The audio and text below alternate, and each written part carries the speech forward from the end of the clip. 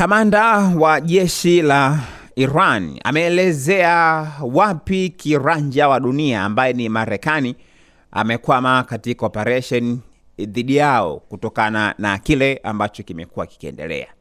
Sasa hapa ni alikuwa akifanya mahojiano kupitia moja kati ya television ambayo inafahamika kama Mair News ambayo ipo Iran. Ambacho amekisema ni kwamba katika mahojiano yetu ya mwisho siku ya Jumatano nilikwambia tumepita kilele na sasa tunaenda chini mteremko.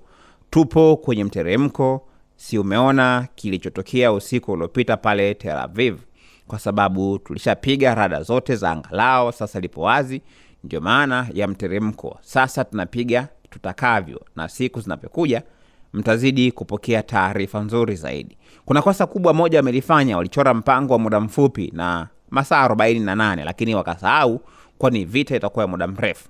Hata mataifa makubwa wakichora ramani ya vita ikitokea ni ya muda mrefu, ni lazima watapoteza. Unafahamu kwa nini? Ni kwa sababu muda mfupi kuna mchoro wake, vifaa vyake na maandalizi yake ya kawaida.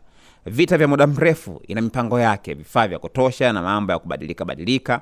Wao walidhani watamaliza ndani ya masaa 48, wakaja na meli ya kivita moja, kisha baadaye wakaongeza nyingine. Ila sasa wanasema wataleta vifaa vyote kutoka maeneo yote. Mfano ile USS Ford imetoka huko Mediterranean ambapo wafanyakazi wake walitakiwa wakapumzike. Wanafanya kazi zaidi ya 6,000 wanataka kwenda kupumzika.